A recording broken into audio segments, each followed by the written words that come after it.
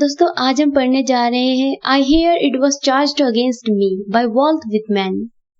दोस्तों इस पोयम में पोएट को लोगों द्वारा दोषी ठहराया जाता है। लोग सोचते हैं कि पोएट जाति धर्म ट्रेडिशनल सिविलाइजेशन के विरुद्ध है और वे दूसरों को भी अपने पारंपरिक धर्म के मार्ग से भटका रहे हैं। लोगों को लगता है कि पोएट इन सभी रूल्स को खत्म करना चाहता है।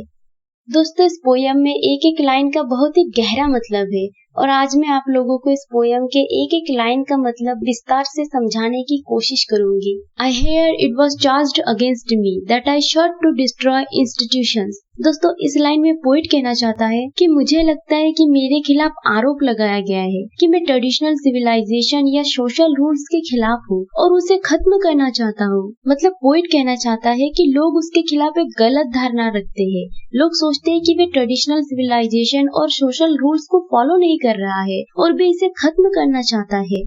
But really I am neither for nor against institutions। Poet कहते हैं असल में ना तो मैं ट्रेडिशनल सिविलाइजेशन के खिलाफ हूँ और ना ही मैं सोशल रूल्स के खिलाफ हूँ। What indeed have I in common with them or what with the distraction of them। दोस्तों इस लाइन में पोएट के मन में सवाल उठता है कि क्या मैं वास्तव में उन्हीं की तरह ही कॉमन इंसान हूँ या फिर वास्तव में उनके विनाश का कारण हूँ।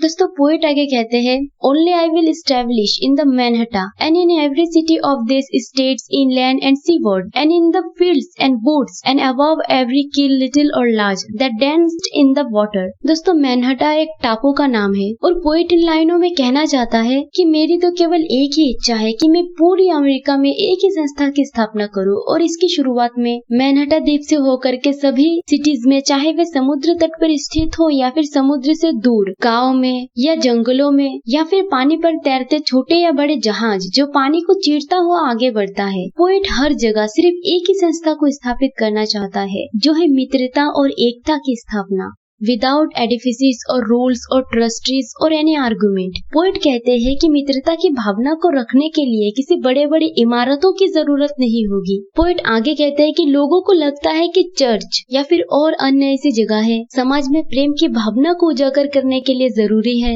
लोग सोचते हैं कि कोई भी काम एक अच्छी जगह पर संपूर्ण होगा तो ही उसके साथ अच्छा घटित होगा, वरना नहीं। लेकिन पोएट इन्हीं विचारों के तो खिलाफ है जो लोगों को अंधविश्वास की ओर ले जाता है। पोएट कहते हैं कि सभी समुदाय में लोगों को शांतिपूर्ण ढंग से एक होकर रहने के लिए रूल्स और कानून लागू किए गए हैं।